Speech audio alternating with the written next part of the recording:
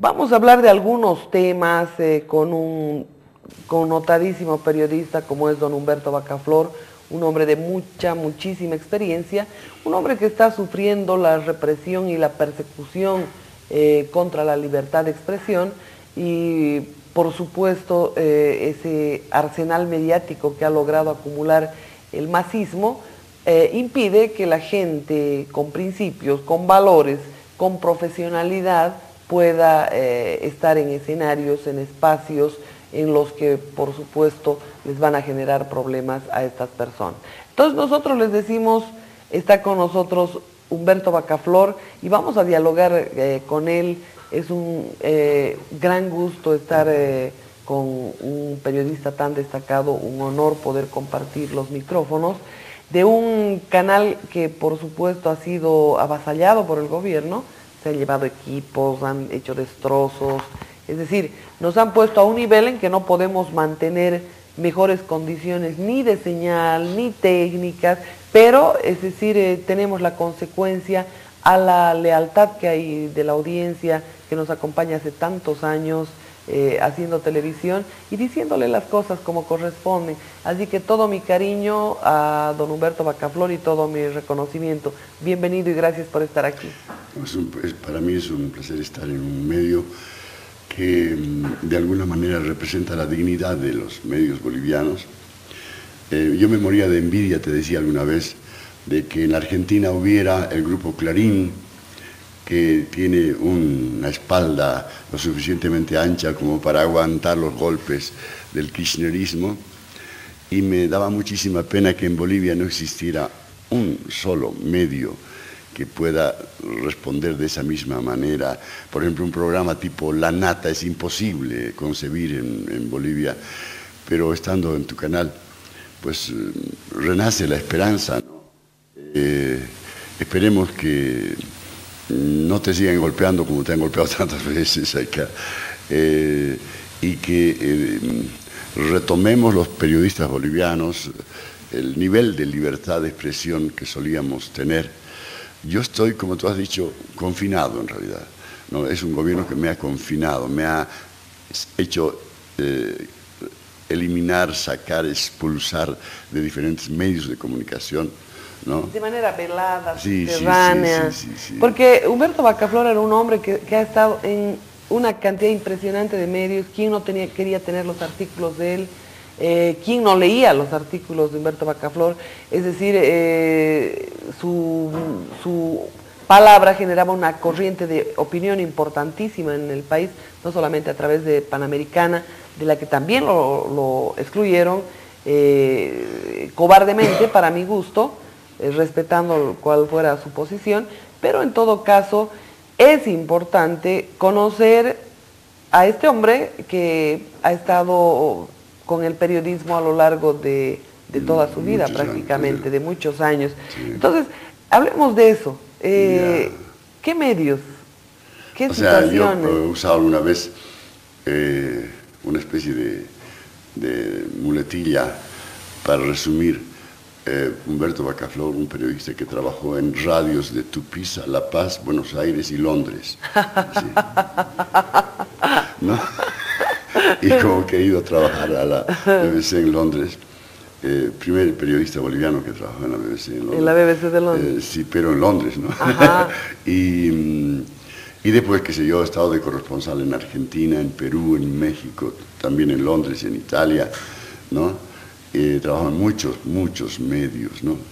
He estado tratando de organizar mis papeles y realmente es demasiado. Misión imposible. Demasiado. Bueno, ¿por lo largo de la vida o por, sí, por la cantidad de experiencia y de la buena? La gente curiosamente más aprecia el hecho de que yo hubiera estado en la BBC. Mucha, que les parece que es un gran mérito. ¿Y a usted no? No, a mí me gustaba en la radio de Tupiza. ¿Por qué? Porque cuando comencé en radio Tupiza, leyendo unos libretos que escribía Liberforti, y yo tenía 15 años, acababa de adquirir una voz más o menos parecida a esta. Ahora está un poco ronca porque me han llevado a un karaoke anoche. ¿Ahí cantó? Sí. Pero hubiera sido bueno que cantara, ¿no? Y hubiera sido bueno que fuera. Entonces, yo leía un programa de análisis político que escribía Liberforte en unos libretos. Ajá. Y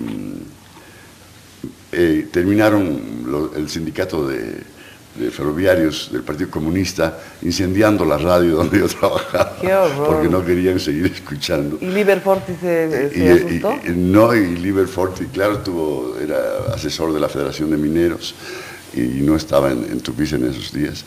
Y así comenzó, digamos, mi incursión en el periodismo, ¿no? Después, unos años después, el 67, cuando fui enviado a Camiri para cubrir la guerrilla del Che, por Presencia, el periodista, trabajaba yo en el periódico Presencia de La Paz, ahí me conocí con un gran amigo cochabambino, Gustavo Sánchez, Salazar, el Chino Sánchez. El Chino Sánchez, ¿no? El papá de un ministro de este gobierno, ¿no? ¿De este gobierno? Sí, Vladimir. Sí, ministro de Obras Públicas. Pero gran ministro, el Chino Sánchez. Sí. No, la verdad es que nuevo para mí que sí. fuera el hijo de Chino Sánchez. Y me expulsaron 2 veces de Camiri, Marianela. ¿Por qué? Yo no sé qué les hago. No les ha dado motivo. Me expulsaron una vez en marzo del 67, me expulsaron porque yo había revelado en artículos de Presencia que el ejército acababa de crear una especie de frente militar a la altura de Valle Grande porque sabían que por ahí iban a querer escapar los guerrilleros. Como que en octubre, a los 6 meses después, cayó ahí el Che Guevara en Valle Grande. Y me expulsaron por eso. Después me expulsaron en agosto del 67 de Camiri, acusándome de formar parte del equipo de propaganda de la guerrilla. Y me acusaba increíblemente el entonces coronel Juan José Torres González, que después se volvió izquierdista debido al impacto precisamente de la muerte del Che Guevara y todo eso. Justamente acá hay una nota, mire la casualidad que usted toma este tema en el periódico Gente. Dice, el ex agente de la CIA revela que al Che lo mandó a matar Fidel Castro. Claro, eso es poco a poco lo que se ha ido... Y este es Félix Rodríguez, que recordó los últimos momentos de vida del revolucionario. Se ha ido reconociendo que en realidad lo mandaron confinado, primero al África y después a Bolivia, a crear una guerrilla en un lugar totalmente inapropiado, en un país totalmente inapropiado, ¿no?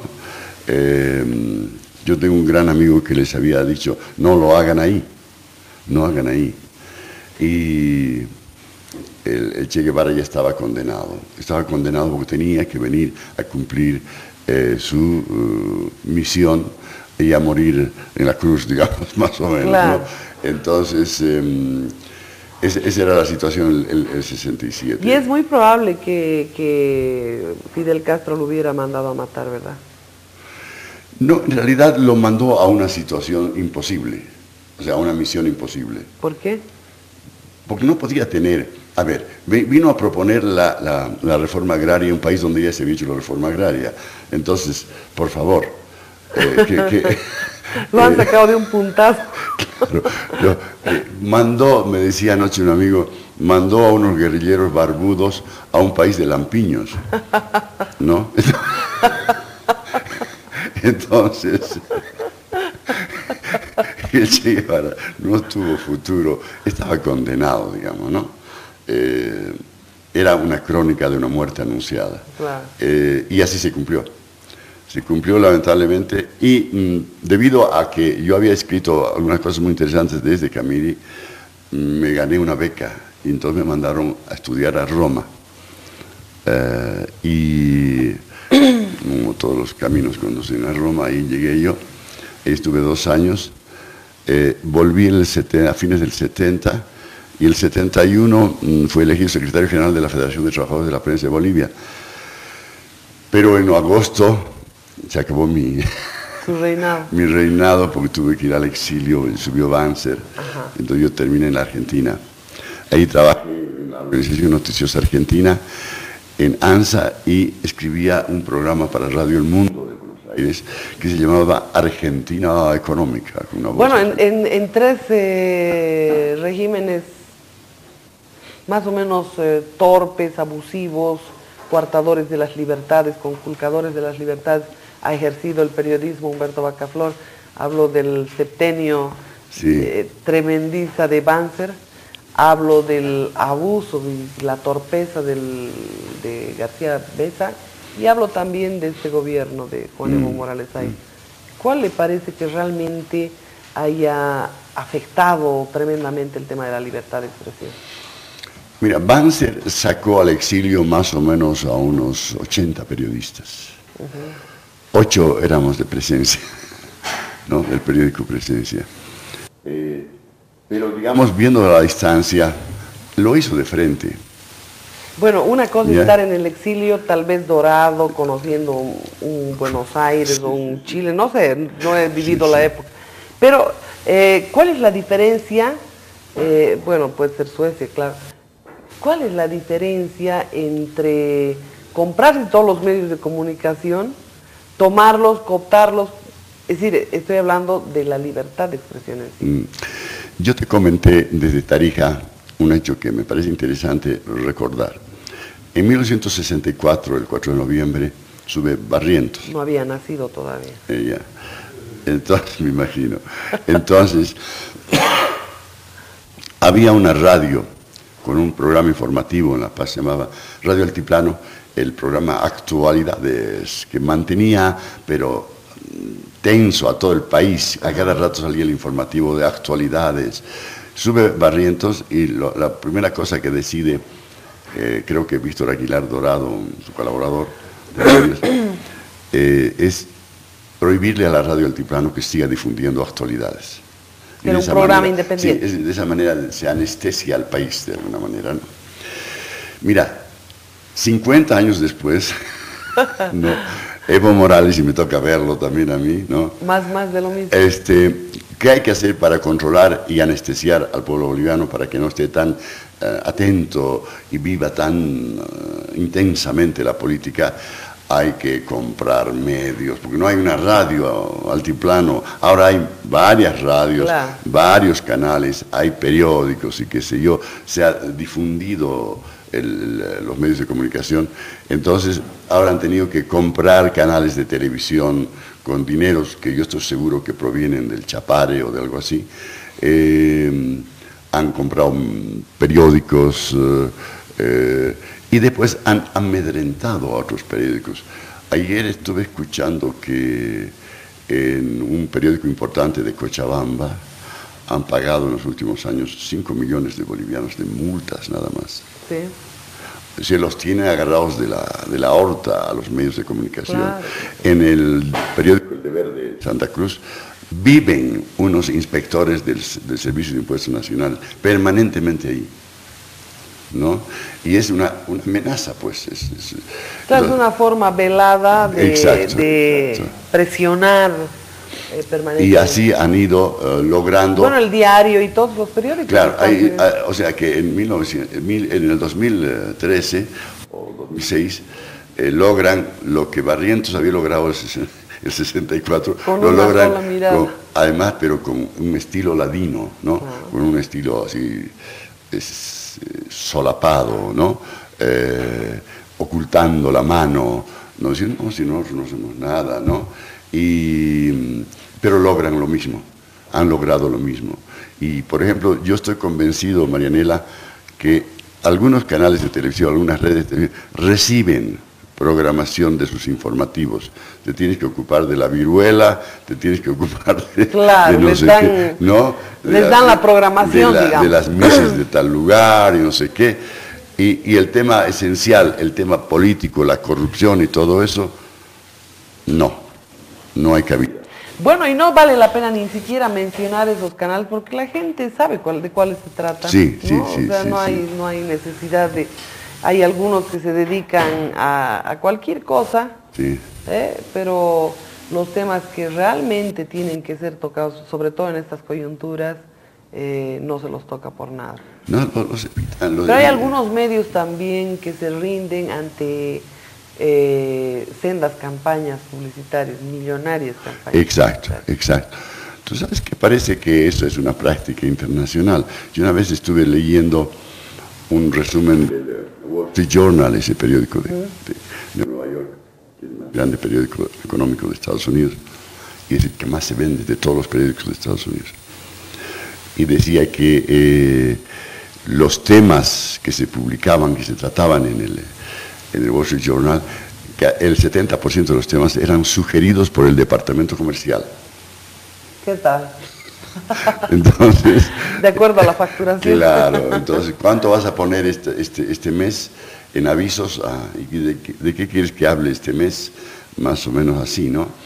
Y yo creo que el poder es muy grande, no necesitan comprar. Yo sé de un periódico paceño que estaba, y creo que sigue estando en una situación económica realmente crítica, y que sus responsables fueron a ofrecerle al gobierno que se lo compre. Y el gobierno, el encargado de compras, digamos, del gobierno, claro, le respondió, no, ya no estamos comprando medios, pero si nos permites poner el director, nosotros también te vamos a dar publicidad para que sobrevivas. O sea, han descubierto que para tomar leche no necesitas comprarte comprar la vaca, sí, más o menos, ¿no? Y además ya tienen demasiadas vacas, ¿no? Claro, sí, ese es el tema. Sí, demasiadas vacas. Demasiadas vacas. Sí. Y la otra es presionarlos con todas las entidades estatales. Exacto. Y sobre todo multas. Hay una cantidad impresionante de empresarios, ese es motivo de otra conversación, que están con con multas que se van hasta la estratosfera. Es decir, yo no creo que tengan el físico para poder asumir semejantes multas que les están aplicando, es para liquidarlas definitivamente. Algo así se ha hecho y se está haciendo con algunos medios de comunicación. Se cierran medios, se confiscan equipos ilegalmente y luego impunemente el gobierno los utiliza en otros medios a su servicio. Exacto. Es decir, yo quiero preguntarme si el transmisor que se han llevado de acá, o si los equipos, las cámaras, ¿qué más, Raúl? Los micrófonos, todo lo que se han llevado de acá, quisiera saber en qué canal está. Porque estoy segura que no están en los depósitos de la... Bueno, puedes resignarte ATT pensando que está en un canal que no se ve. ¿Que no se ve? No se ve, nadie lo ve. Claro, los canales oficialistas, la verdad es que se han estigmatizado bastante, sí, sí. Pero son un arsenal mediático. Sí, ahora, un poco saltando a la realidad general, tú mencionabas la presión tributaria que ejerce el gobierno sobre algunos medios, ¿no? Y eso es terrible, es asfixiante. Se aplica también a otras empresas. Entonces de ahí surge una frase del presidente de la Confederación de Empresarios Privados de Bolivia, Daniel Sánchez, que dice: estamos sufriendo un acoso tributario. Es decir, las empresas del sector legal, del sector que paga los impuestos, que contribuye, ¿no?, son sometidas a un acoso tributario asfixiante. Entonces, parece que no solo es a los medios de comunicación. Entonces, ¿a dónde estamos yendo? Yo me pregunto, Marianela. ¿Quieren que prevalezca y haya una hegemonía de las actividades ilegales? De eso se trata. ¿De qué va a vivir el Estado entonces? ¿Se van a matar a las empresas? Claro, pero acuérdese un detalle. Ayer Fernando le comentaba, la gente que estuvo acá, sí, de la alcaldía, claro, de la alcaldía municipal del Cercado, resulta que vienen a traer una intimación, una notificación para un XX, que no tenía nada que ver con eso. Resulta que cuando le dicen, este señor no es de acá, este es otro negocio, se le explica. Sí, sí. Y el hombre dice, Ah, pero es el mismo rubro. ¿No? Está notificando zapatería, bueno, está notificando perfumería, va a la de la esquina se notifique, ¿no? No, el mismo rubro es decir, a cualquiera. Realmente no solamente hay atropellos en todos estos temas, sino también una ignorancia llevada al extremo. Las cosas no están en su lugar. Es decir, las personas idóneas para un cargo no están en ese cargo. Está la gente totalmente improvisada. Sí. Bueno, como lo estuvo Selima Torrico en el Ministerio de Justicia, esa fue una bofetada al foro boliviano, ¿no? Somos 383.932 los contribuyentes que pagamos impuestos en el país. 383, los giles, como le llaman. Los giles que pagamos impuestos, ¿no? Y esos giles, eso lo puse ayer en el Twitter, tienen que financiar con sus impuestos la campaña electoral de los ministros que reciben salarios del gobierno, ¿no? ¿Para qué? Una campaña electoral, ¿para qué? Para que gane un gobierno que es el gobierno de los no contribuyentes. Claro. O sea, es injusto, digamos, por lo menos, ¿no? Es injusto. O sea, que los no contribuyentes aporten, pues, a la campaña de su gobierno, y no los contribuyentes, precisamente. Entonces, a mí me pareció totalmente injusto eso que está ocurriendo y que refleja lo que está pasando en el país, ¿no? Realmente, lo que está, bueno, todo está patas para arriba, en todo caso.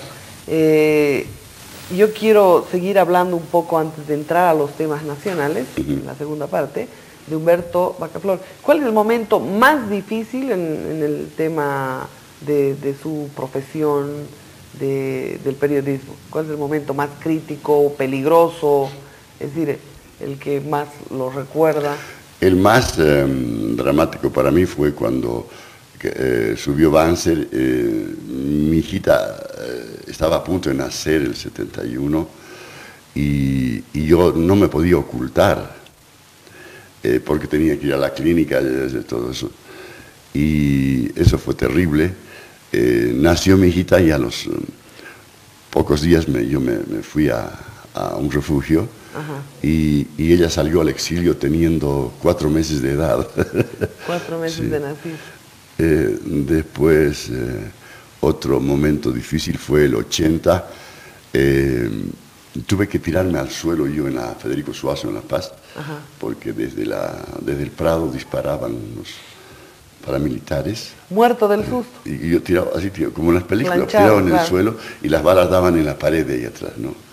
Terrible. Y los casquillos rebotaban. Después, otra vez, cuando me detuvieron en Argentina, ahí los argentinos son bien torpes, ¿no? Yo estaba exiliado y me agarraron ahí. Muy, muy torpes son los policías argentinos. Así es, esas situaciones muy, muy difíciles, ¿no? ¿Estuvo preso alguna vez? Sí, en Argentina. ¿Solamente? ¿Acá en Bolivia? Aquí no, porque Banzer, el 71 me escapé de lo de Banzer, gracias al refugio ese. Y al día siguiente de que yo estaba en el refugio, vinieron a buscarme 2 periodistas. Harold Olmos era uno y Renan Estensoro era otro. Y me dijeron el 71, era septiembre del 71, que el gobierno de Banzer me hacía la siguiente propuesta, que si yo me asilaba y me iba a la Argentina, iban a permitir que se queden en Bolivia 8 periodistas de presencia que estaban refugiados en otro lugar. Yo acepté el trato, me fui a la embajada, como que me llevaron a la embajada argentina, ya me estaban esperando, pero la dictadura no cumplió su compromiso. De todos modos los hizo salir a esos mis colegas. O sea, nunca hagas tratos con las dictaduras, Marianela. Pero por favor. Nunca, ¿no? Y después del 80 ocurrió que los periodistas que cayeron presos o estaban en la COP o estaban en el Palacio Quemado. Y yo, como trabajaba para una agencia de noticias italiana, estaba en medio de los 2 lugares, en Entel, en La Paz, en la calle Ayacucho. ¿Por qué? Porque yo tenía que cubrir lo del Palacio y lo de la COP y escribir. Y entonces los agarraron a los periodistas que estaban en la COP, los agarraron a los periodistas que estaban en el Palacio, y a mí no me agarraron, porque yo estaba en Entel. Ajá. Y de ahí vino un periodista amigo, René, que ha muerto lamentablemente, René Villegas Monge, que con la ayuda de ACNUR me llevó a un avión, a tomar un avión para irme a Lima. ¿Y con qué bolivianos tuvo la oportunidad de compartir? ¿Cuál? Porque en los diferentes exilios, Sí. exilios... Bueno, en Buenos Aires, por ejemplo, con Augusto Montesinos Hurtado. El canalla. Un gran amigo, un gran compañero, ¿no? Con su esposa Elba, sus hijitos, y después con Oscar Peña, que acaba de morir hace poco tiempo, después en Buenos Aires con Juan Carlos Salazar, que está ahora de director de Página 7, ¿no? En La Paz. René Villegas, que estaba ahí, pero no exiliado, le estaba cumpliendo funciones en las Reuters. ¿Solo estuvo en Argentina, Humberto? ¿Exiliado? Sí. Sí, en Argentina. Después del 76. ¿Y la familia? No, y ahí nació mi hijo. Yo tengo un hijo argentino. Un hijo de Ochito. ¿Viste? Sí. ¿Viste? Entonces, nació el 10 de enero del 73, él, cuando estaba a punto de ganar las elecciones, Juan Domingo Perón, por última vez. Y el 76 se dio el golpe. ¿Campo? Cámpora, dice. Cámpora, sí. Es otro gauchito el de allá. Estaba Cámpora, pero tuvo que renunciar Cámpora porque Perón quería ser candidato, ¿no? Porque Perón quería ser candidato y como Cámpora era obediente al jefe, renunció. A pesar de haber ganado las elecciones, renunció, Perón se presentó y ganó, por supuesto, las elecciones en el 73, ¿no? Pero en el 76 ya había muerto Perón. Hay el golpe de Videla el 26 de marzo del 76 y la cosa se tenía horrible en Argentina. Yo me escapo de la Argentina, dejo mi trabajo, abandonando mi trabajo. Yo tenía un excelente trabajo en la agencia ANSA, ¿no? O sea que no le gustan los escenarios de peligro. Ya me había comprado una casita en Buenos Aires. ¿Y la tuvo que vender? No, tuve que dejar a mi mujer y a mis dos hijos en Buenos Aires y me vine a Bolivia, ¿no? ¿Y? Me vine a Bolivia y aquí los colegas de la Radio Panamericana me hicieron un recibimiento, me aceptaron y casualmente la misma empresa que había auspiciado en Buenos Aires el programa Argentina Económica, el Banco de Boston, decidió instalarse en Bolivia y entonces me pidieron que haga el programa Bolivia Económica aquí y así comenzó este programa, el 76, ¿no? Que sigue ahora en Radio Panamericana, ¿no? Con algunos lapsos de exilios, ¿no? Y así comencé yo a retornar al país el 76, ya se estaba abriendo un poco la democracia, ya se estaba hablando de amnistías. La economía estaba un desastre, los dictadores son pésimos administradores de la economía. ¿A Evo Morales lo considera un dictador? Claro que sí, tiene todos los méritos, sin ningún claro, temor a todos equivocarse. Los méritos tiene. ¿Por qué? Fíjate, controla todos los poderes. Alguien le diría, pero ha ganado en elecciones. Tiene todos los méritos para ser un dictador. Controla todos los poderes, es abusivo, es atrevido, y gana elecciones, pero habrá que saber cuál es el misterio de esas elecciones, ¿no? Yo no sé si es un mérito, por ejemplo, no cobrarles impuestos a 150.000 cooperativistas mineros que con sus familias suman 450.000. Eso está escrito en la ley que es cohecho electoral, claro, ¿no? Es decir, exacto. Hacer una dádiva para que la gente vote por ti, definitivamente me parece terrible. Claro. El hecho de que exijas un voto sindical en el Chapare, en las alturas, acá en Cochabamba, exacto. O sea, se exige un voto sindical abusivo, con gente sencilla, humilde, en su mayoría ignorante. Resulta que el masismo es torpe y violento con los sindicatos, las asociaciones que no cumplen el número de votos en relación a sus asociados. Exacto. Ese también es un cohecho electoral, es un delito, digamos, electoral. Claro. No es una propuesta de un buen manejo económico o de una gestión honrada, honesta, no, una eficiente. ¿Cuál es la máxima expresión de la democracia? Yo creo que... ¿El voto o el equilibrio del poder? Yo creo que es el equilibrio del poder, pero además esencialmente para nosotros es la libertad de expresión. Cuando has eliminado la libertad de expresión, has eliminado gran parte de la democracia. Y en este momento en Bolivia no hay libertad de expresión. ¿No? Sí, estamos hablando en un canal que es único. Sí, definitivamente. Es único, no los permiten en ninguna otra parte. ¿No? Las radios están copadas, hemos hecho un repaso de todos los medios controlados. Entonces, yo veo que es esa la democracia, ¿no? Y la alternancia, ¿no? Como dice, condición, hasta los mexicanos lo respetan, ¿no? La condición del PRI era que tenía que haber alternancia en el poder. No podías ir a la reelección. Es condición sine qua non. Claro. ¿No? Los norteamericanos tienen una sola reelección, ¿no? Y no a este le gustó la pega. Y no hacen trampas, ¿no? Acá vivan las trampas. Entonces, en Estados Unidos, imagínate, George Bush hubiera podido decir, sí, pero me faltaron unos cuantos votos cubanos, entonces tengo que ir a la re-re. Claro. No puedes decir. Hay instituciones muy firmes en otras democracias, hay instituciones muy serias y imponen la democracia, hacen que se la respete. Yo creo que de eso es de lo que se trata en este momento.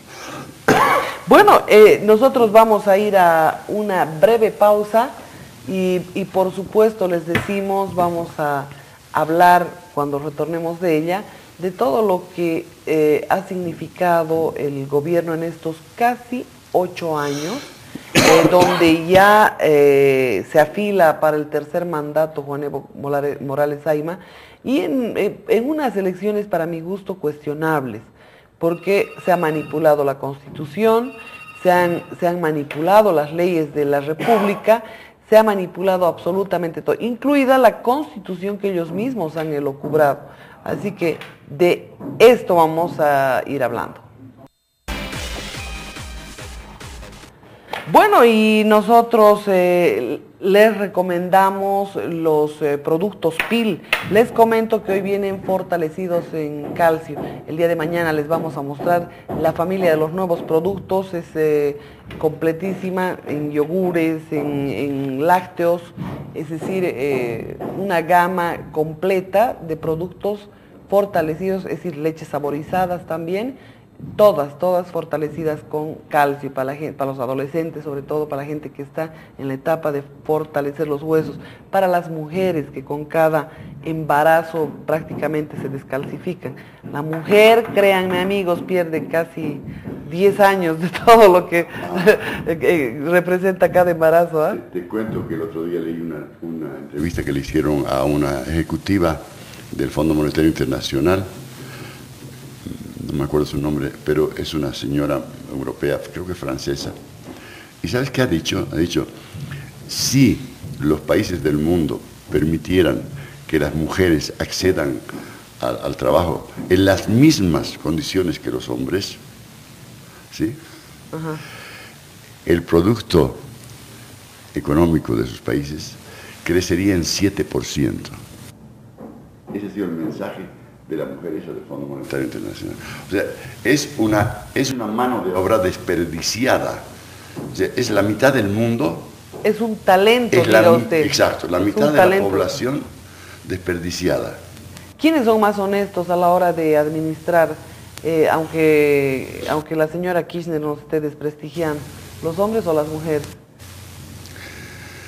Yo creo que más oportunidades de desprestigio han tenido los hombres. No, por el monopolio que tienen. No nos está haciendo un favor. Por el monopolio que tienen. Sí, realmente. Ni la alternancia. Ahora, algunas bolivianitas que se están perfilando en las filas del masismo nos están mostrando que podrían ser peor que la Kirchner, ¿no? ¿Cómo quién? Como por ejemplo la del sombrero, ¿cómo se llama? La Lucinda o Leonilda. Leonilda Zurita. Exacto, terrible, ¿no? ¿Qué, a la presidencia? No, digo yo, imagínate con poder político esa mujer. Pero, sería terrible. Pero tiene pues poder político, es terrible. Ejerce su poder es político. Abusiva, ¿no? Es torpe. O sea, imagínatela a ella, ¿no? Que es mujer. Claro. Entonces, digo yo, dependerá yo creo que depende de la formación moral de la gente, ¿no? En el fondo, hombre o mujer, ¿no? ¿Cree que hemos tocado fondo políticamente? En lo inmoral, en la corrupción, en el abuso de poder. Me llevas a hablar de mi tesis, que es, en realidad lo que ha ocurrido en Bolivia es que han triunfado las actividades económicas ilegales, que son actividades económicas, ¿sí? Sí. Ilegales. Todo lo ilícito está genial. Y esas actividades económicas se han impuesto.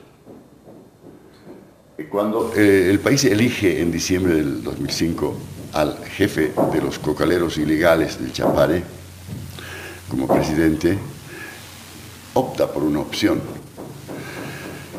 Unos pocos años antes, el país había sido sacudido por un desastre económico. El precio del estaño estaba en 90 centavos, el del gas estaba en $1, que es un desastre. Se estaba yendo el Banco Santander, habían marchas de deudores por las carreteras para pedir. O sea, la economía legal, debido a circunstancias externas, ¿no?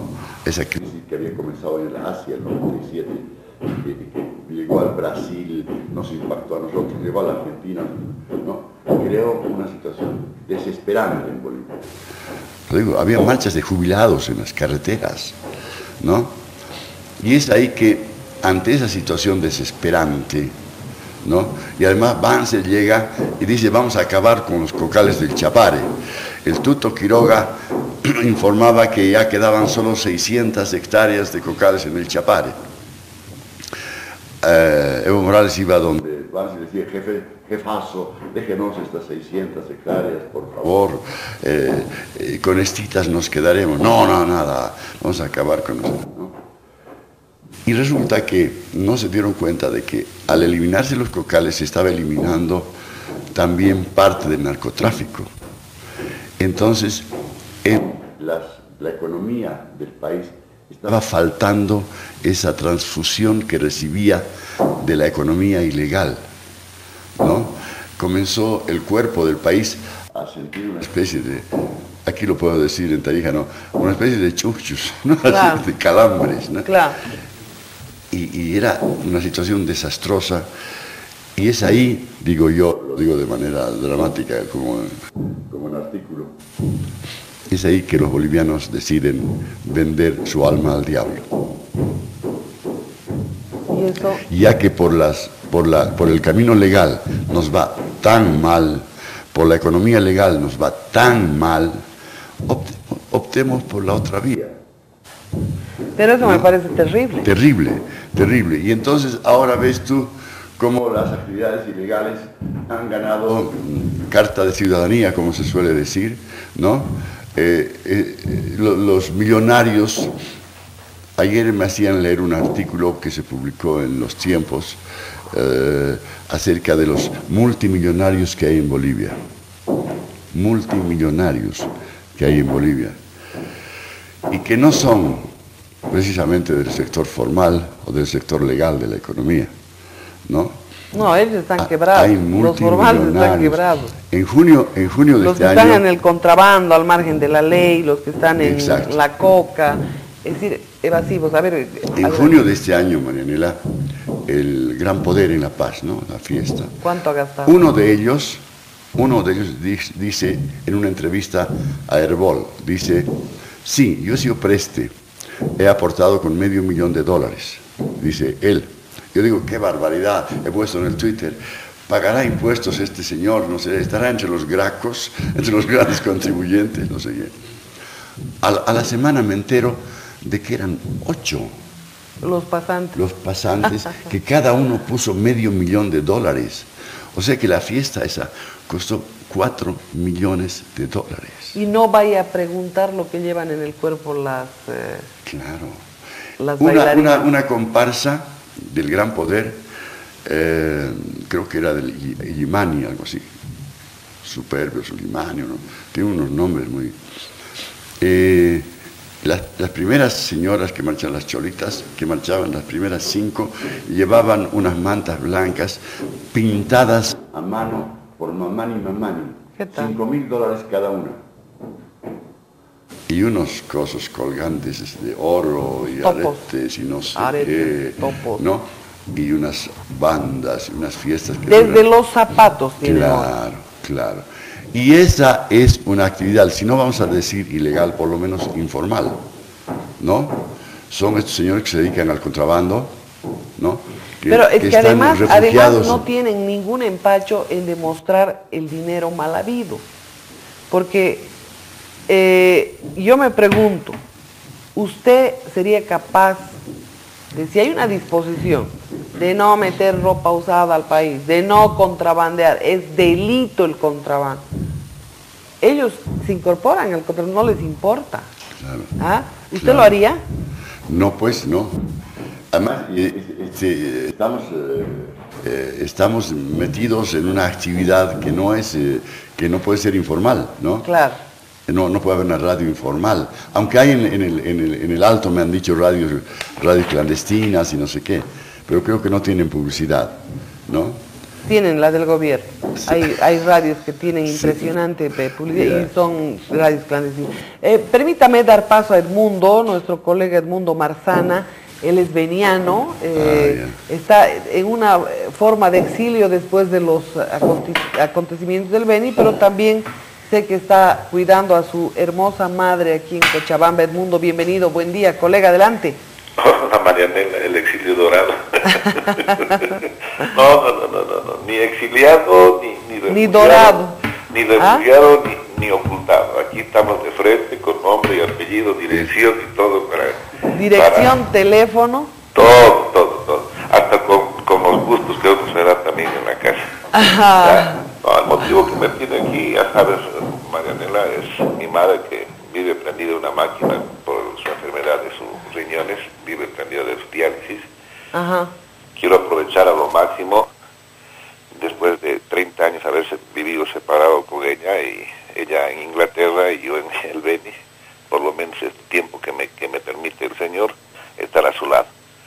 Dedicarle a la madre, pues, ¿no? A la que nos trajo a este mundo, y gracias a todos los días a ella, porque ha parido un hijo que no tiene pelos en la lengua y por lo menos pretende decir las cosas de frente. Lo felicito a Humberto por su visita. Permítame, con la humildad, decirles un maestro entre los pocos que quedan en este país. Humildemente se lo dice, leo mucho sus artículos en su blog, me interesan, me gustan, y tengo el atrevimiento, he pedido recién permiso a su persona por Facebook hace unos días para poder subir a la página algunas notas que tiene. Muchísimas gracias por aportar y hacer periodismo del que hemos perdido, del que hacía en la época de los 70, yo empecé en la época del 80, ya, usted con la dictadura de Banzer y yo empezando con la dictadura de García Meza. Entonces, este país merece mejor calidad de vida, mejor oportunidad, pero con este régimen que vivimos, administrados por una dictadura narcosindical, lamentablemente son días negros que lamentablemente vamos a seguir viviendo si los bolivianos, y no sé si comparten ustedes dos, vamos a seguir viviendo si no reaccionamos de forma inteligente, no reaccionar a la manera que a ellos les gusta, a la manera de la violencia, sino a la manera de la inteligencia, a la manera de la recuperación de la dignidad de este pueblo. No podemos seguir, Humberto, Marianela, vivir de lamentos. Los lamentos nos van a mantener en este letargo en el que estamos actualmente viviendo. Necesitamos recuperar nuestra dignidad los bolivianos, desde hermano campesino, el hermano indígena, hasta el hombre profesional intelectual, pasando por todas las etapas, medias, altas, y intelectuales medios, o técnicos medios, trabajadores, taxistas, obreros. Todos debemos empezar a recuperar nuestra dignidad. No es el hecho de decir, ayer robaron, hoy estamos nosotros. Ayer hicieron esto, nosotros hacemos esto. Ayer ellos dejaron pozos que producen y hoy están consumiendo y se los están exprimiendo. Estamos viviendo una fantasía falsa, una fantasía que se está terminando y en este momento la economía se está yendo al tacho. Es como cuando uno hereda $1 millón del sacrificio de toda la vida de una familia y empieza a vivir de rico, sin haberle costado un peso, sin haber trabajado, y cuando ya la billetera se pone flaca, empieza uno a preocuparse y ver a qué billetera le va a brincar. Va a ver si encuentra un tío o un primo que me pueda heredar. Entonces, eso es lo que estamos viviendo en este país. Lo que dejaron los oligarcas, para no entrar en el tema de si fue Goni o fue Tuto, lo que dejaron los oligarcas, las anteriores gestiones, el último producto mal ejecutado de la capitalización, pero al final dejaron los pozos produciendo gas. Hoy nos los estamos comiendo con esa bonanza económica, pero ya se está terminando. Las moléculas se van terminando. Y dentro de esto hay una desesperación porque no saben de dónde van a sacar. Y hay que seguir mintiéndole al país que la bonanza va a continuar, pero para eso no hay que pagarle regalías 5 años. Hay que suspender las regalías para recién van a hacer la exploración y recién van a ver si pueden encontrar pozos para volver a seguir exprimiéndole a la madre tierra gas y seguir viviendo en bonanza. O sea, vivimos de mentiras y no podemos vivir de mentiras, ni tampoco de lamentos. Yo soy de las personas que nunca se lamenta. Me he caído 1000 veces, Marianela, y 1000 veces me he levantado y no miro atrás, porque no repito los errores que cometo y no miro atrás. Camino adelante y eso es lo que debemos hacer. Dejémonos de lamentar. Los lamentos no nos van a traer beneficios. Ya nos hemos lamentado durante 8 años. Hoy dejemos de lamentarnos y recuperemos nuestra dignidad. Lo felicito y que tengas esa visita tan agradable, Lucet, que tienes todos los días conversando con él, ¿ya? Y que nos está orientando y nos sigue orientando y nos seguirá orientando por mucho tiempo todavía, así Dios lo quiera, y que, bueno, pues necesitamos esas inyecciones.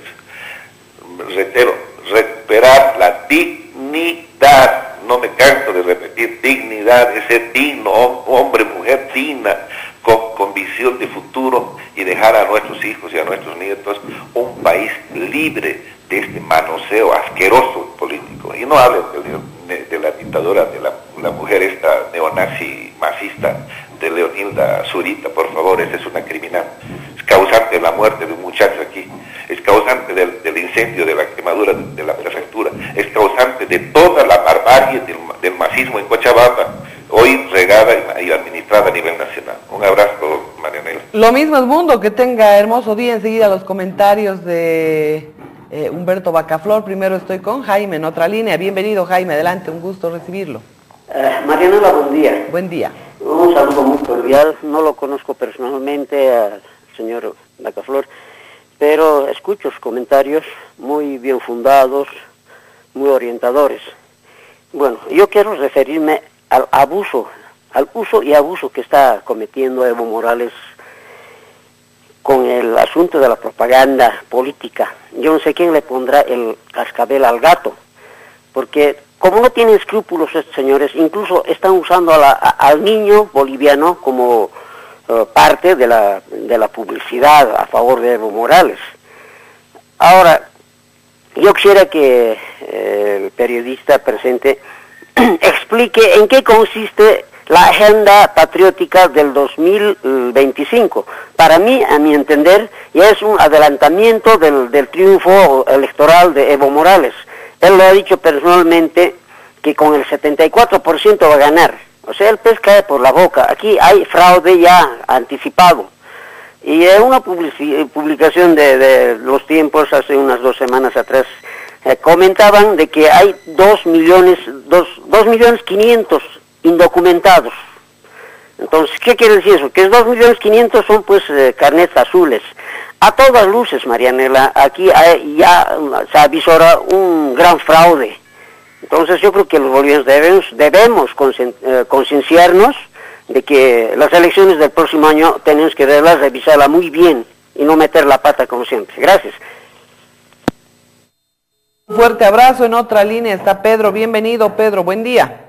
Buenos días. Adelante, muchas Pedro. Gracias por la comunicación. Solamente quiero reclamar al señor Quintana, que es un tipo muy débil, que hasta ahora no ha podido recuperar las tierras de aquellos extranjeros nacidos en Bolivia y que fueron separatistas en el oriente boliviano y que siguen ostentando las tierras. En ningún país del mundo se perdona a los separatistas. En ningún país, incluido Brasil, Chile, se perdona a los separatistas. Quiero agradecer a este gobierno que ha tenido la gran visión y nos ha defendido de un separatismo que ya estaba programado por la CIA. Inclusive Philip Goldberg vino de Kosovo para dividir Bolivia. Y estaba eso programado, usted sabe, Marianela, por el plan Alpaca de Chile. Y ahora quieren hacernos creer que ese plan Alpaca o que ese separatismo era una mentira, del señor Rosa Flores todo era un fraude. Todo eso está a cargo de la inteligencia chilena, que está haciendo un marketing para querer volver a hacernos separar a los bolivianos. Pero yo confío que este gobierno va a ganar con un 60% y no va a permitir que el país se separe. Gracias.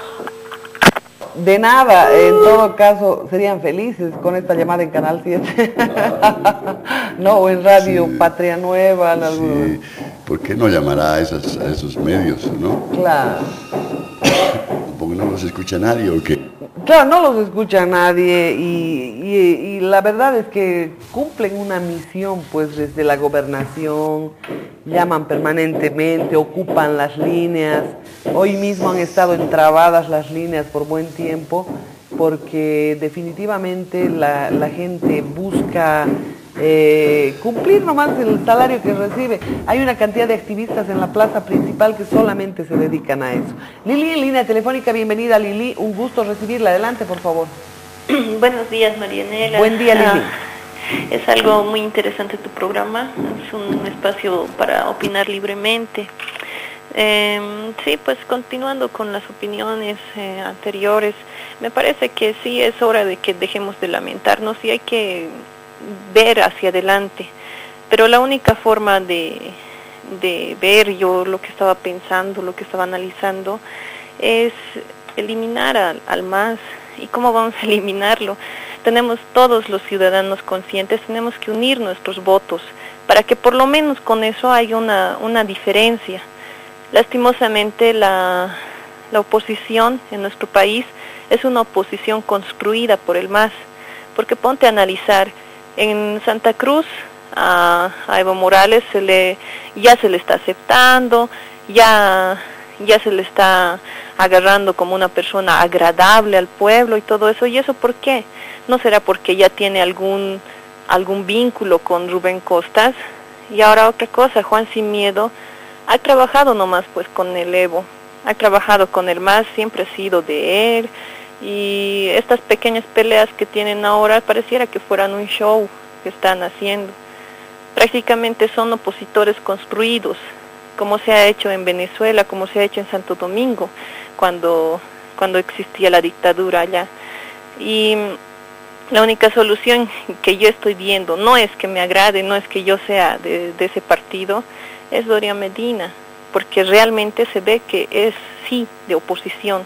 Ahora, a qué nos llevará, no sé, pero es una buena forma de sacarlo de una vez a este totalitario que nos está llevando, no sabemos hacia dónde, porque ya es el colmo. Un profesional no puede ganar, no puede construirse una casa si es que no es contrabandista, si es que no es narcotraficante, no sé, o sea, lo único que yo le veo claro en este camino es eso, es votar, y es votar conscientemente en el 2014.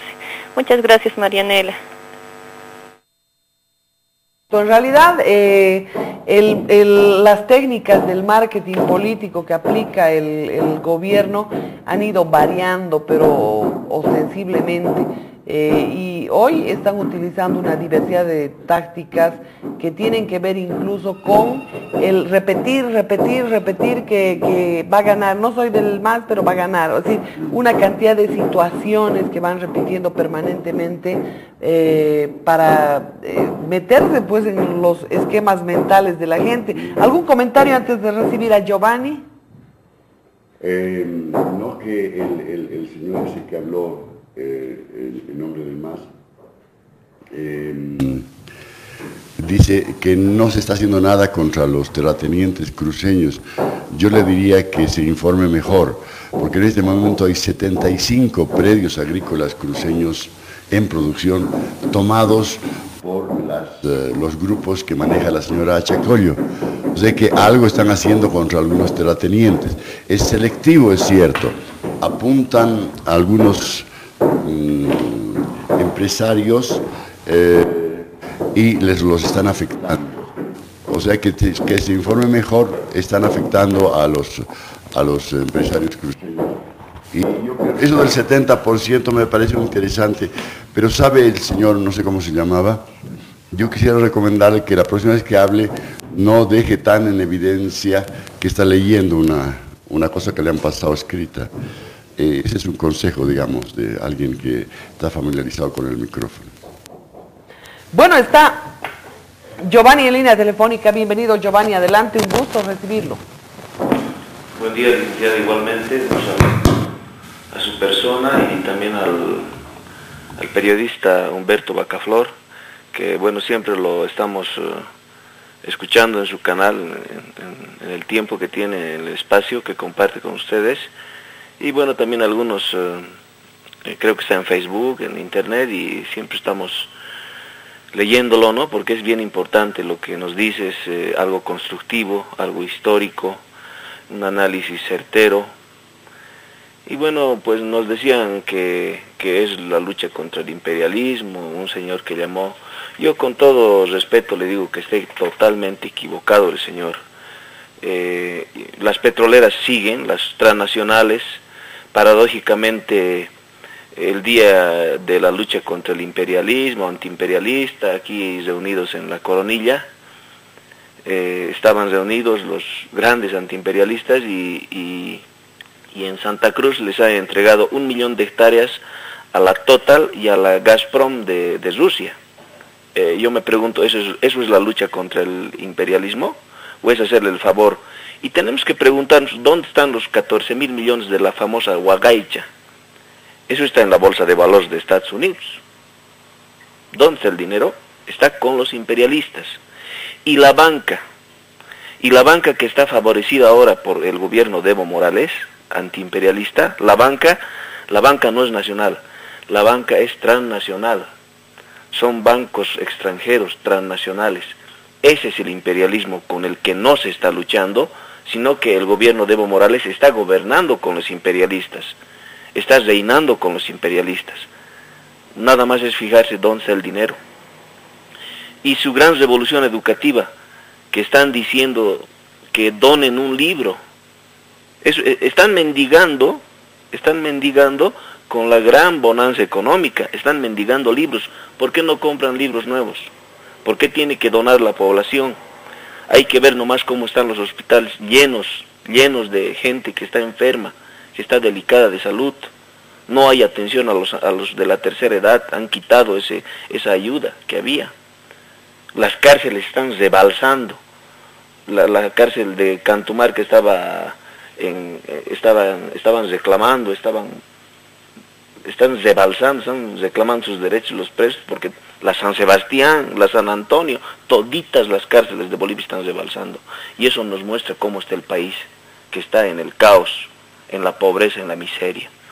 Solamente eso quería decir. Yo sé que mucha gente quiere llamar y también quiere escucharlo al señor Bacaflor y también a la licenciada Marianela. Ese es el aporte que yo tengo. Muchas gracias, sigan adelante. Sería bueno, licenciada, que con el señor Humberto Bacaflor hagan un seminario, hagan un taller, aprovechando que está en Cochabamba.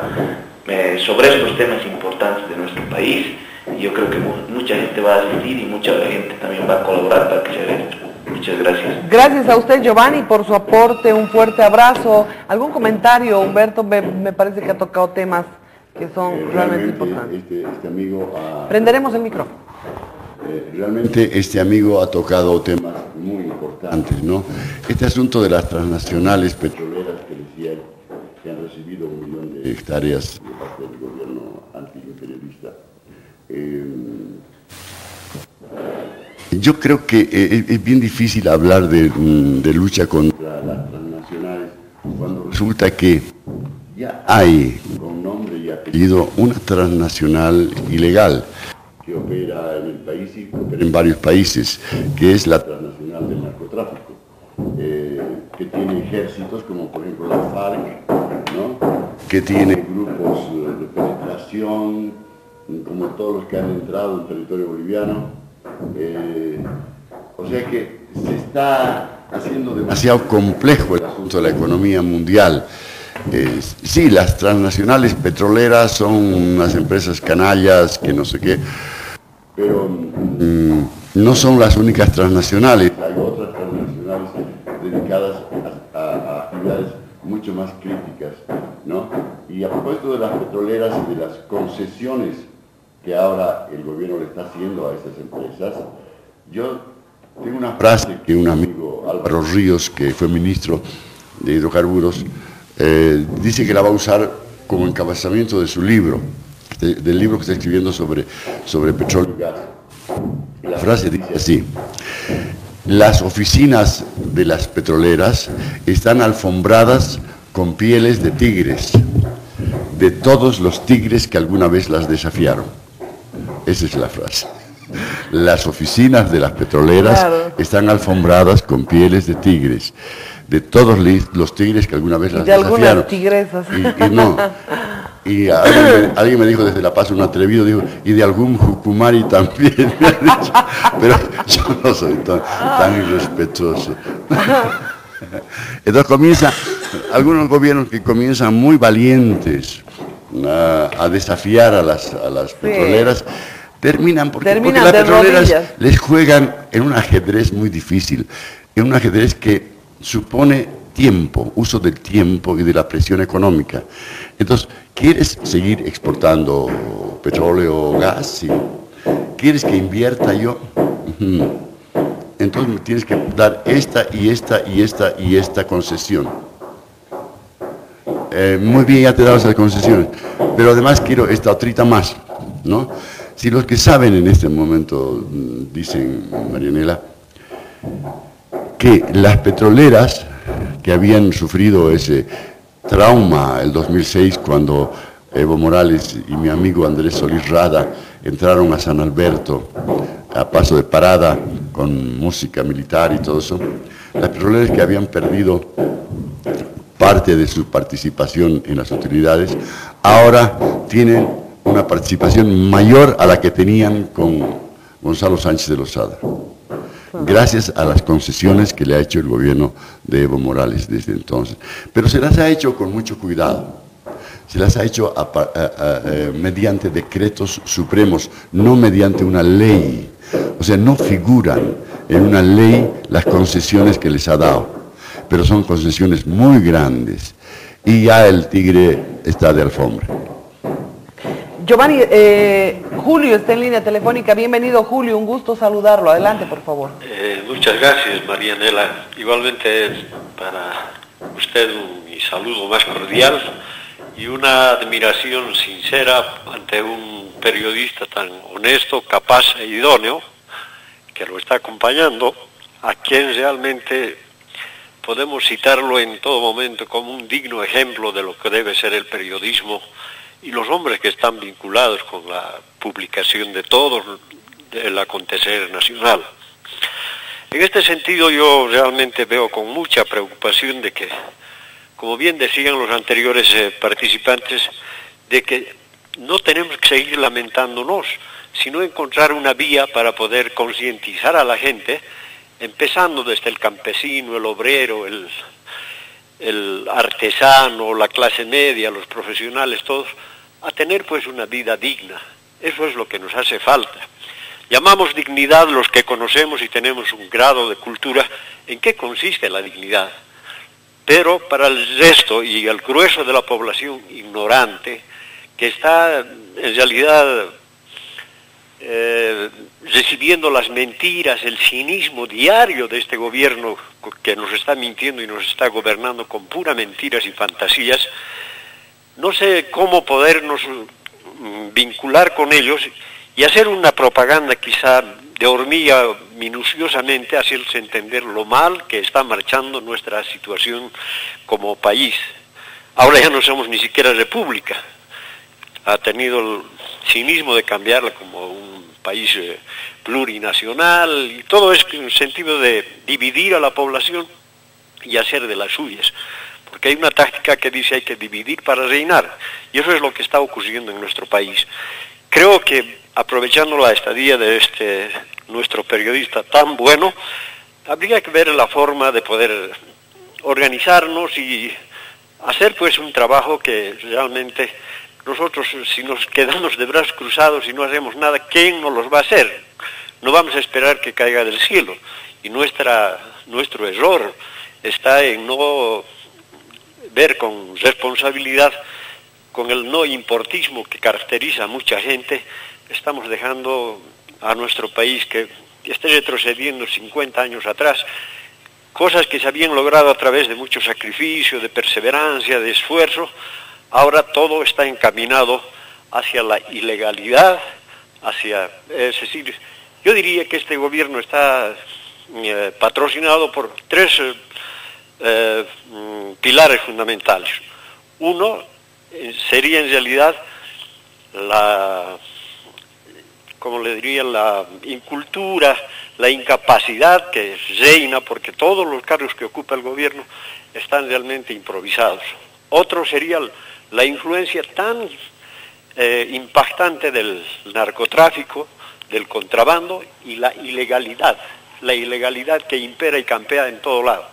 Como bien decía, de que tenemos más o menos unos 380.000 de ciudadanos bolivianos que contribuyen al erario nacional y mantenemos este gobierno y mantenemos la educación, la salud, y el resto no contribuye con nada, y los que se favorecen es con lo que nos están esquilmando, nos están sacando a los que legalmente contribuimos y estamos manteniendo para que se destruya el país. Entonces hay que tomar conciencialmente y hacer de que esto no siga realmente agrandándose, porque nos vamos a convertir, como bien decían, quizá como Colombia, ya con las transnacionales del narcotráfico, las transnacionales que realmente hábilmente lo están engatusando al presidente para tener mayores ganancias de lo que tenían antes. Todas esas cosas hay que publicitarlas, conocer y hacer quizá que empezando dentro de la universidad, se analice estos problemas del país, porque eso interesa a todos, no solo a unas cuantas personas, sino es decir, como le diría, la preocupación de todos nosotros. Eso quería aportar, querida Marianela, y nuevamente lo felicito al periodista que está a su lado. Gracias. Gracias a usted, Julio. ¿Algún comentario? Muchas gracias, Julio. Me parece muy interesante todas las cosas que usted ha dicho, y vamos a organizar con Marianela seguramente la presentación de una reunión que no ha de ser ahora, sino planificada con más cuidado, claro, ¿no? Para poder atender toda esta expectativa, ¿no? Correcto, correctísimo. Sí, realmente hay mucha gente ávida de conocimiento, de información, de conocer algunas opiniones de gente experimentada, como usted en materia económica, gente que quisiera preguntarle, estoy segura, ¿cómo va a terminar esto? ¿En qué queda esto? Es decir, estamos en todo lo ilícito, no nos hemos proyectado como país en un momento en que debíamos hacerlo, el momento en que el mercado internacional de los minerales, del gas, del petróleo, se han disparado como nunca, han logrado precios históricos, y es un momento en el que podría haber sido una situación de despegue para el país, sí. Podríamos haber fortalecido el sector productivo, no sé. Un anterior amigo que llamó mencionó, dijo, ¿cómo es de la agenda del Bicentenario? ¿Qué va a pasar 2025, y yo creo que en esa agenda, lamentablemente, vamos a tener que anotar que hemos tenido ahora una década perdida, con recursos económicos gigantescos, inmensos, nunca vistos, ¿no? En 5 años se han gastado 95.500 millones de dólares. Lo que servía para 20 gobiernos anteriores. Exacto. Sí, entonces, ¿qué pasó? ¿Por qué no se ha tomado esa previsión de invertir ese dinero? Hay un país en el norte de Europa, en Escandinavia, en Noruega, que ha descubierto petróleo y gas hace relativamente pocos años. Y ese país ha tenido el tino de poner gobernantes que han ido acumulando esos recursos y han creado un fondo tan grande económico para, primero, garantizar las jubilaciones de varias generaciones de noruegos, ¿no? Y han ido juntando esos recursos para otros fines muy buenos, y nos han mostrado, nos han enseñado que cuando hay buenas rachas, como la que se está viviendo ahora, hay que aprovecharlas. Hay que prestarle atención a los precios de las materias primas que exporta Bolivia, y que se han disparado. Voy a recordar, voy a repetir, antes de que suba Evo Morales, el estaño costaba $1 y llegó a costar $14 cuando él subió, pero no por sus méritos, sino porque hubo mayor demanda de estaño en el mundo. El gas que le vendíamos a Brasil costaba 90 centavos de dólares el millón de BTU y llegó a costar $12. Por suerte, por esas cosas que se dan, ¿no? No porque hubiera perforado, ni hubiera hecho prospección, para nada, ni mejores ¿no? contratos. Mucha gente aduce y queda en la confusión. Lo que pasa es que con el decreto 29.701, si no me equivoco, de nacionalización, la gente queda con uno de los artículos que señala que el 82% queda para el país. Eso no ha sucedido ni un solo día. Y eso, por supuesto, me encantaría que usted se los explique y que se los diga claramente, para que la gente corra la voz y no se deje engañar. El 82% fue fijado para que rija por 6 meses, mientras se ajustaban los contratos y había la transición de los contratos, el tránsito de los contratos. El proceso del tránsito fue tan ineficiente que no demoró 6 meses, sino 1 año y medio. Claro. Pero como el decreto decía que durante los 6 meses iba a hacer eso del 82%, y el gobierno se demoró y no cumplió en los 6 meses, las petroleras le dijeron, ojo, que ya se ha terminado el plazo de los 6 meses. A partir de ahora, lo que nos descuentes, nos lo tienes que devolver. Claro. Y así fue. Así fue. Tuvo que devolver el gobierno, y desde entonces la cantidad de concesiones que se les ha hecho, ¿no? Devolución de impuestos, devolución de inversiones, reconocimiento de inversiones y todo eso, es una lista bien larga de concesiones, ¿no? Las últimas concesiones que le están pidiendo las petroleras al gobierno es que dejen de molestar los pueblos originarios. Más o menos así. Es decir, mucho molestan los pueblos originarios, nos piden cosas que nosotros no les podemos ni les queremos dar, pero insisten y no nos dejan pasar por algunas sendas, etc. Y el gobierno se está comprometiendo a ir y garantizar el acceso de las petroleras a todas partes, inclusive a los parques naturales. Entonces, en el discurso del otro día, cuando estaba aquí Correa, el presidente de Ecuador, Rafael Correa, lanzaron unas consignas contra el ecologismo. Rafael Correa, que ese día estaba autorizando que comience la explotación del petróleo, la exploración del petróleo en el Parque Yasuní en Ecuador. Ese mismo día él estaba hablando contra los ecologistas, decía que son unos hipócritas, que están defendiendo al imperialismo. Y de pronto, si lo traducimos, si traducimos eso, en realidad atacar al ecologismo es atacar a la Pachamama. Eso es, traducido a nuestro idioma, hablar mal del ecologismo es hablar mal de la Pachamama y decir que la Pachamama puede irse a cualquier parte, puede esperar y que nosotros no la vamos a respetar en absoluto, que vamos a entrar a todos los parques que queramos, como ha hecho Rafael Correa en el Ecuador, acá vamos a entrar también a los parques, y esa es la consigna del vicepresidente García Linera, que dice, el ecologismo es una nueva forma del imperialismo, es un nuevo lenguaje del imperialismo, dice él, y en realidad no quiere decir el pachamamismo, ellos están ya decididos a violar a la madre tierra, ¿no? Y no lo quieren admitir, entonces buscan la manera de disimular y de llamarle de otra manera. Dicen, no, va a ser ecologismo, el extractivismo, los que se oponen al extractivismo, ¿no? Una violación de su propia Constitución. Exacto. Han inscrito en la Constitución sobre la autodeterminación de los pueblos originarios. Y resulta que los agarran a palos ahora sin ningún problema. Yo cuando fui expulsado de La Razón, del periódico La Razón, yo comencé siendo columnista y editorialista de La Razón y en 10 años me convertí en el primer columnista, modestamente, digamos, ¿no?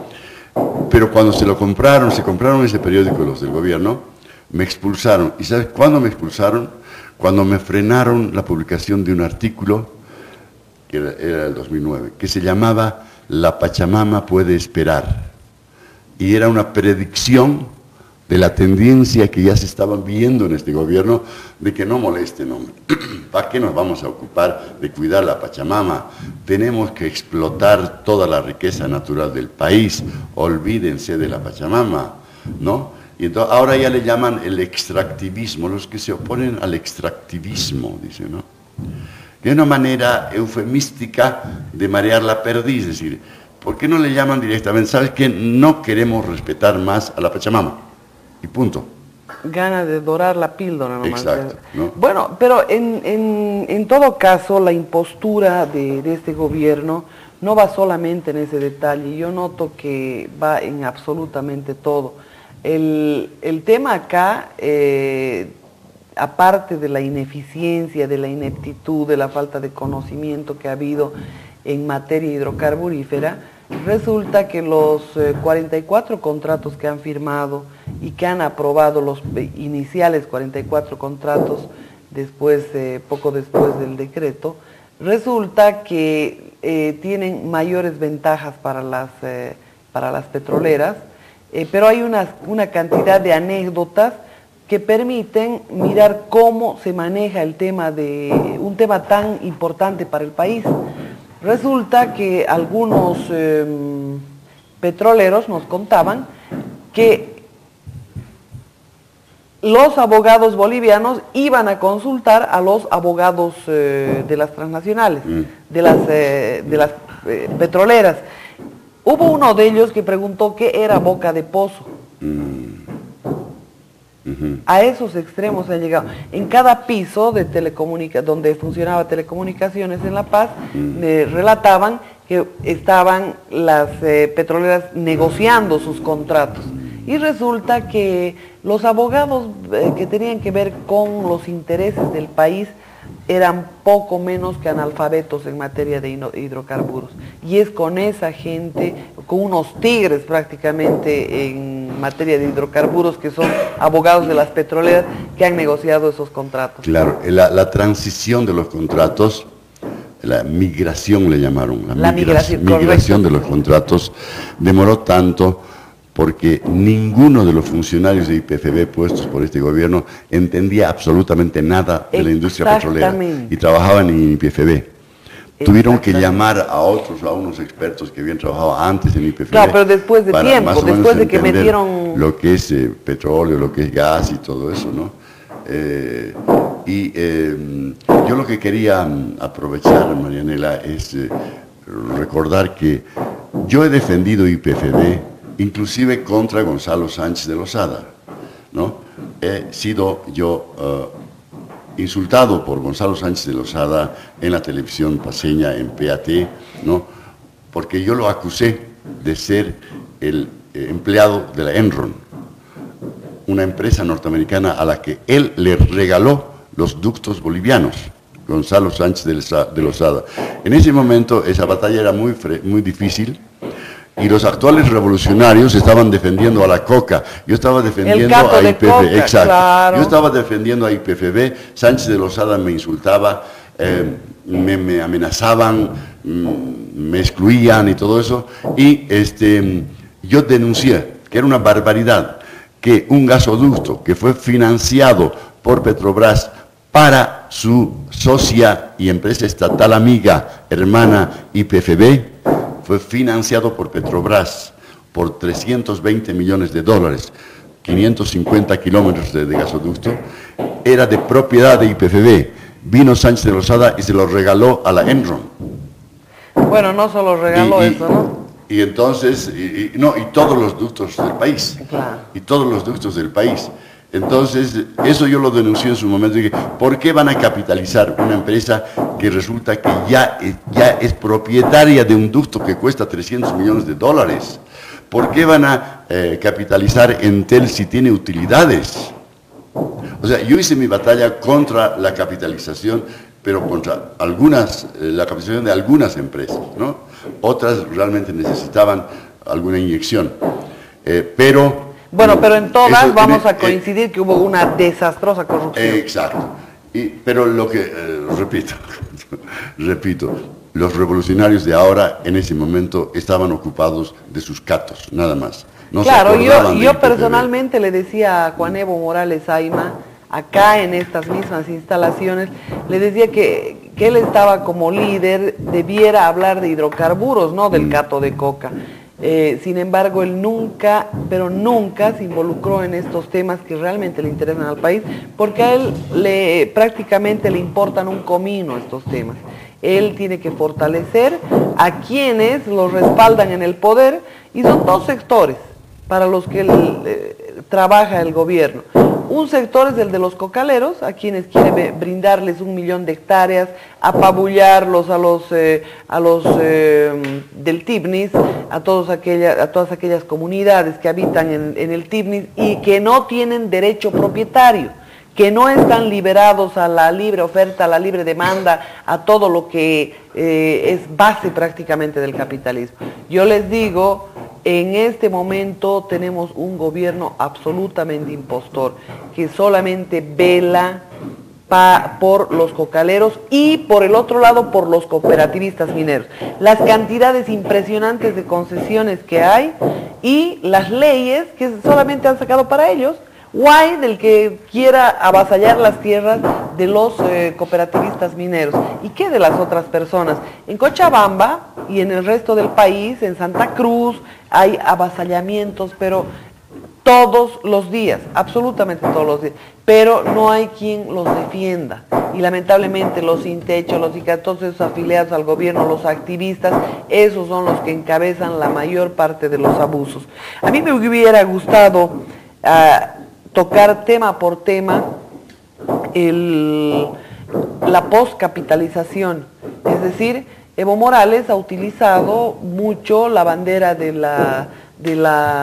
pelear contra la oligarquía y del rescate de las empresas. Me hubiera gustado mucho entrar a fondo a las auditorías que Evo Morales mandó a hacer para mirar la situación de la década que anduvieron las petroleras en el país, pero sin embargo, después de tomar conocimiento de todo lo que aconteció en el país en relación a las petroleras, prefirió guardarse, prefirió hacer otro tipo de contratos que los favorezcan permanentemente, pero en base a otros negocios. Mandó a hacer una auditoría a Entel. Con Entel supo de inicio todo lo que sucedió, todo lo que hicieron los italianos de la ETI Eurotelecom, y que por supuesto jamás pusieron esos recursos comprometidos. 610 millones de dólares tenía que invertir a lo largo de 7 años, ese era su contrato de capitalización, tenían otro contrato por administración, no cumplieron ningún contrato y se fueron indemnizados. Entonces, todos estos temas que tienen que ver con ferrocarriles, que tienen que ver con los temas que más nos golpean, por ejemplo en Cochabamba, la refinería Gualberto Villarroel, en Santa Cruz la Guillermo Elder, a 2 neófitos en la materia los han puesto a negociar con Petrobras, con los tigres de Petrobras, ¿ah? Y hemos terminado, contando pitos y flautas, hemos terminado pagando $500 millones por unas refinerías, por un par de refinerías que nos las devolvieron 10 años más obsoletas. Hemos terminado, nosotros habíamos pagado 40 millones por cada una. Es decir, habíamos cobrado, pero ellos han maquillado jardines, se han llevado cantidades de repuestos y hemos terminado en esto, pagando 500 millones y devolviéndole su contrato por pasivos ambientales de 100 millones. Inaudito. Yo tengo estos contratos, en varias oportunidades he compartido con la gente el famoso contrato de la Jindal Steel and Power, donde se obliga a que dentro de 10 años recién trabajen bolivianos en la Jindal. Es decir, las tierras que se les han entregado, y encima han comprado tierras concesionales. Es que ya no de delitos, de situaciones por las que decimos nomás, estas personas que hacen un manejo tan inescrupuloso de las cosas del país debieran estar en la cárcel. Pero obviamente hay que compartir ese conocimiento. Yo quisiera estar en más oportunidades, don Humberto va a estar mañana. Quiero grabar un programa que tenga que ver precisamente con esto. Escuetamente lo que hizo Sánchez de Lozada, porque durante años, décadas, la gente que nos sigue, que sabe, hemos denunciado estos temas. No solamente en este escenario, hemos estado en el Alto, hemos fundado el Colectivo Sur y por supuesto también en el CEDIP, pero ojo, mucho ojo, si Sánchez de Lozada ha cometido pecados, es decir, al lado de los pecados capitales de Juan Evo Morales Aima, los pecados de Sánchez de Lozada quedan pecados veniales. Yo les digo, habría que mirar esos temas fundamentalmente en materia de hidrocarburos y por supuesto en todo lo que son las empresas estratégicas del país. Sí, yo creo que han cometido pecados bien grandes esos dos. Pero mirando hasta el 25 yo decía, esta es lamentablemente una década perdida y una fortuna inmensa perdida. Inmensa. No sé si va a repetirse. Dicen los que saben que esta clase de ciclos altos de los precios de las materias primas, este es un super ciclo, porque los ciclos normales duran 7 años más o menos. Claro. Este dice que es un super ciclo que podría durar 18 años de precios altos. Dios nos libre. ¿No? Pero, digo yo, imagínate si Dios se hubiera compadecido de nosotros los bolivianos y nos hubiera puesto un buen gobierno, un buen gobernante, que haga una buena inversión, inteligente inversión de esos recursos gigantescos, ¿no? Y no haga el despilfarro que ayer, ¿cómo se llama? Samuel Doria Medina, ha entregado en La Paz un documento en que denuncia que nada más que revisando 3 contratos de compra firmados por este gobierno, teleférico, del teleférico, de la planta de Bulo Bulo y del ingenio de San Buenaventura, solamente en los 3 han trabajado sus expertos, han revisado, han comparado precios y han llegado a la conclusión de que el sobreprecio en esos 3 contratos llega a $380 millones. Inaudito realmente. Entonces, por ejemplo, lo de Bulo Bulo han comparado con una planta de urea de Australia. Lo de... Pero que además es mucho más grande. Claro, que es el doble. Lo de San Buenaventura lo han comparado con el ingenio que están haciendo en Santa Cruz, que también es más grande. Claro. ¿No? Y el teleférico lo han comparado con el de Medellín, ¿no? Y son más o menos... Y yo... son diferencias groseras, a propósito del teleférico, los paseños están esperando con cierta... casi como cuando esperas, qué sé yo, fuegos artificiales, porque eso va a ser el tal teleférico, va a ser una especie de adorno ahí, de telaraña macista encima de la ciudad, ¿no? Que no va a servir para nada, para el transporte, no va a resolver el problema del transporte, ¿no? Y a mí me han contado lo siguiente: cuando el presidente Evo Morales fue a Europa y quería volverse con el contrato para el teleférico, se contactó con la empresa francesa más grande, la más experta, la mejor en la construcción de teleféricos. Y la empresa francesa, con toda seriedad, le dijo: ¿sabe, presidente? Nosotros necesitaríamos por lo menos un año para estudiar el proyecto y le presentaríamos todo terminado. No, yo creo que comiencen mañana. Quiero firmar. Y claro, entonces aparecieron los austriacos y firmaron por 230 y tantos millones de dólares por el teleférico de La Paz, ¿no? De repente los franceses hubieran tenido otras ideas, estudiando con claro, tiempo, es ¿no? que esos temas, ¿no? que demandan grandes inversiones tienen que ser estudiados. Claro, dicen que van a ser, cada 10 segundos va a pasar un carrito, ¿no? Que casi la gente se tiene que bajar al vuelo. Al vuelo. Dice, ¿no? Y me decía un amigo que, haciendo un cálculo financiero de 230 millones de dólares que va a costar el teleférico, más o menos el pasaje tendría que costar unos $7. El pasaje de cada persona. $7. ¿Cuántos $7 en bolivianos? Eso. 50, 49. No, o sea, muy, muy caro, ¿no? Otra cosa, hay un efecto de agotamiento de los cables. Claro. ¿Qué haces para, me explicaba un amigo, qué haces para romper un cable? Lo doblas, tac, y se rompe, ¿no? Bueno, estos cables van a estar claro, así todo el día, ¿no? Y va a haber que Necesitan cambiarlos, un mantenimiento costoso, muy claro. caro y todo eso, Claro, ¿no? es complicado. Sí, sí. Pero bueno, vamos a tener tiempo de hablar, ¿verdad? Claro que sí. Vamos a continuar con don Humberto Bacaflor. Hoy nos marchamos, tenemos que ir a tomar un rico desayuno. Eso. Pil. Eso. Dice que va a tomar leche calcificada, pil. Yogur. Y yogur, le encanta el yogur. Sí. Así que ahí vamos, don Humberto, un fuerte abrazo. Ha sido un gran gusto compartir con usted. Para mí ha sido un placer, encantadísimo, querida Mariana, estar en tu Mañana estamos. Claro que sí. Después del karaoke, sí. Dice. Alguien lo ha llevado al karaoke, dice don Humberto. ¿Ah? Sí. Un fuerte abrazo a todos y nosotros vamos a estar el día de mañana. Tengan lindo día.